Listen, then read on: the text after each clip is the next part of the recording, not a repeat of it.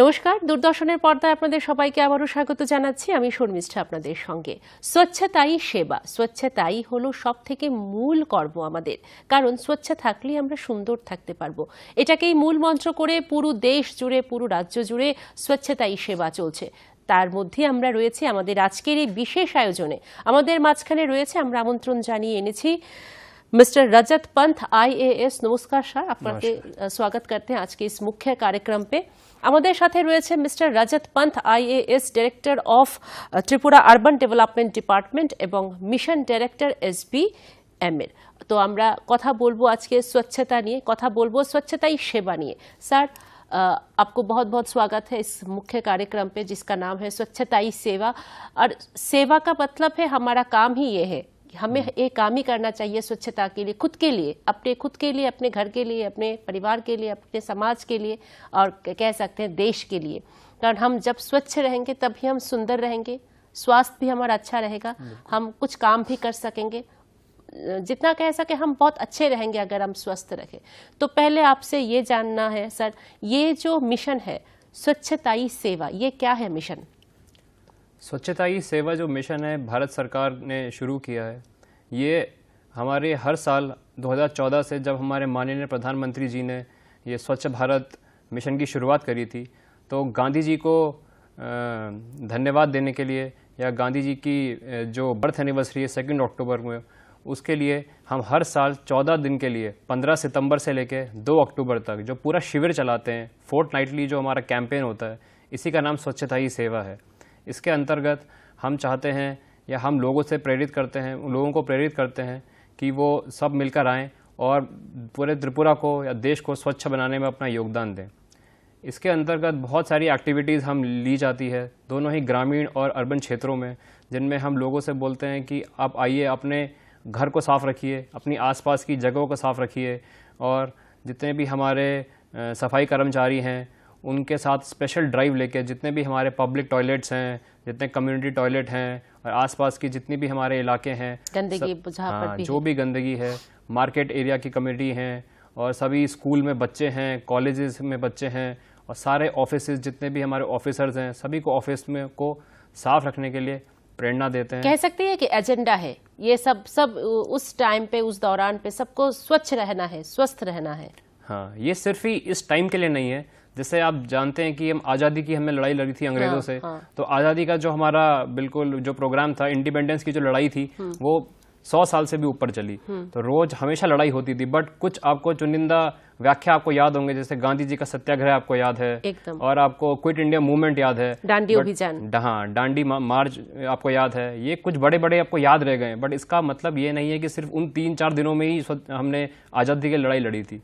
But अब जब हमें गंदगी से मुक्ति चाहिए, गंदगी से आज़ादी चाहिए, जो हमारा गार्बेज फ्री इंडिया का जो संकल्प है और जो हमारा सपना है, इसको पूरा करने के लिए हमें रोज लड़ाई करनी पड़ेगी गंदगी से। तो ये इंडिपेंडेंस पाने की तरह सिर्फ 15 दिन का या 1 दिन का प्रोग्राम नहीं है, हमें रोज लड़ना है। बट इन कुछ दिनों को स्पेशल फोकस किया जाएगा ताकि हम इनको याद रखें कि इस दिन कुछ बड़ा हुआ था, लेकिन लड़ाई हमारी है, रोज़ की है, हर व्यक्ति को रोज लड़ना है, रोज गंदगी साफ करनी है। ये आपकी इस बात से मुझे याद आ रहा है, हमारे घर में भी हम 10 लोग हैं, 5 लोग हैं या 6 लोग हैं, सब एक जैसे नहीं है। एक होता है बहुत साफ करता है, दूसरा करता है क्या ठीक है छोड़ दो, यहाँ पे फेंक देते हैं। ये जो माइंड सेटअप है लोगों का, वो कैसे चेंज कर सकते हैं हम लोग? देखिए, सबसे बड़ा चैलेंज इसमें बिहेवियरल चेंज लाना ही है। बहुत लोग होते हैं, जैसे आप देखते हैं बड़े लोग हैं, बहुत सालों से जो अपना अगर चॉकलेट खाते हैं उसका अभी छिला रैपर वहीं पे फेंक देते हैं, कुछ खाया, कुरकुरा का पैकेट खाया, पैकेट छिला और खाने के बाद वहीं पर फेंक दिया। हाँ, पान का पीक है वो तो बहुत खराब दिखता है बहुत जगह। जो न्यूली पेंट किया जो सड़क के साथ जो वॉल होते हैं, जो जगह होते हैं, वहाँ पे जब ये चित्र बना रहता है वो बहुत खराब देखने में लगता है। हाँ, इसी तरीके को, मतलब ये आदत ऐसा नहीं है कि एक दिन में बताने से छूट जाएगी। आपने टीवी में एडवर्टाइजमेंट भी देखा होगा, एडवर्टाइजमेंट आता है कि जिसमें एक व्यक्ति आके रोज एक दीवार पे थूकता है, फिर वो एक दुकानदार होता है वो पेंटिंग कर देता है, फिर वो व्यक्ति आके वहाँ पे थूकता है, फिर वो दोबारा सफेद पेंट करता है, फिर वो व्यक्ति आके थूकता है। बट एक दिन वो दुकानदार वहाँ पे कुछ अलग पेंट करता है, फिर वो व्यक्ति आके थूकना बंद कर देता है। बाद में ऐड में दिखाते हैं कि उस दुकानदार ने वहाँ पे भारत का झंडा पेंट कर दिया होता है। तो झंडे की तो इज्जत सब करते हैं, हमारे देश का मतलब सम्मान का प्रतीक है झंडा।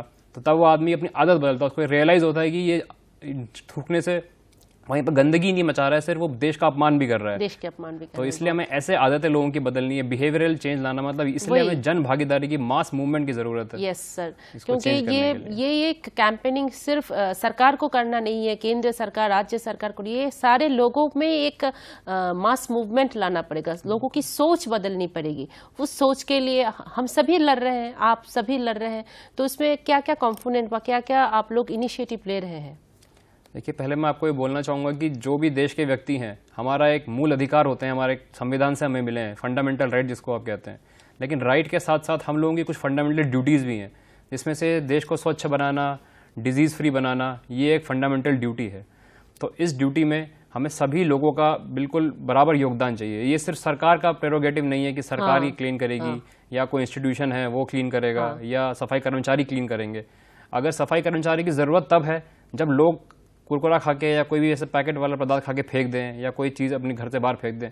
अगर लोग अपने लेवल पर ही वेस्ट को वो सेग्रीगेट कर लेंगे, अलग अलग डस्टबिन में डालेंगे, तो सफाई कर्मचारियों का काम वैसे ही आधा हो जाएगा।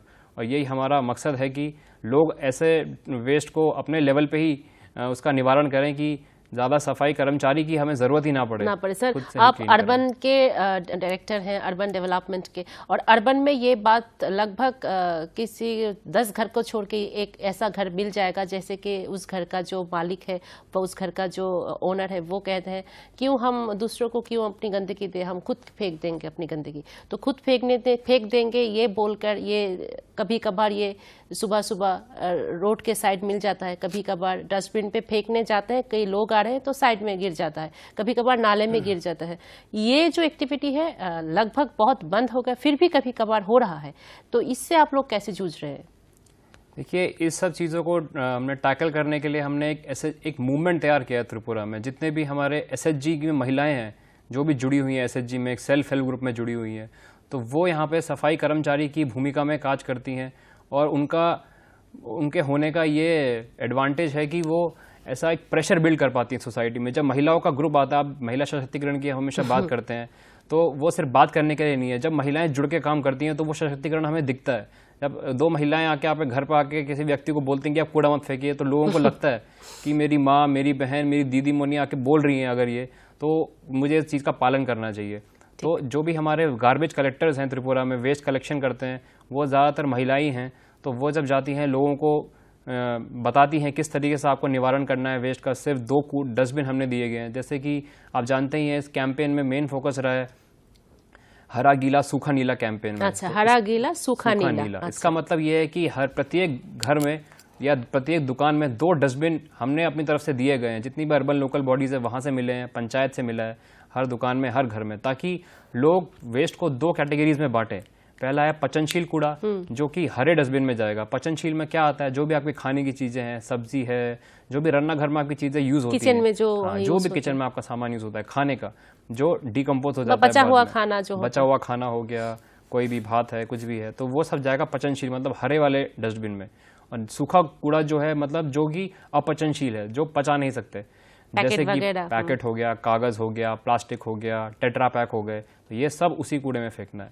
अगर इस तरीके से घर में ही इनको अलग से सेग्रीगेट कर देंगे, तो जो एसएचजी महिलाएं, जो सफाई कर्मचारी हमारे घर में डोर टू डोर कलेक्शन करने आएंगे, उनका काम आसान हो जाता है। उनकी जो गाड़ी होती है वो भी इस तरीके से डिवाइडेड होती है, एक हरा और एक नीला उसमें कैबिनेट होता है। हरे वाले कैबिनेट में सारा गीला कूड़ा जाता है और नीले वाले कैबिनेट में सारा सूखा कूड़ा जाता है। सर, ऐसे तो हम वेस्ट जो होते हैं, जो गंदगी होते हैं, उसका भी कोई भाग है, बहुत सारे भाग है, वो भी हम सुनना चाहेंगे आपसे। जैसे कि मैंने आपको बताया कि 2 ही भागों में वेस्ट डिवाइडेड है, पचनशील और अपचनशील।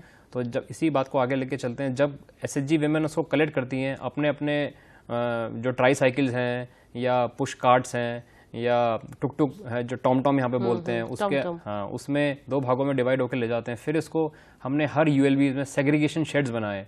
सेग्रीगेशन शेड एक छोटा सेकेंडरी सेंटर होता है, यूनिट है।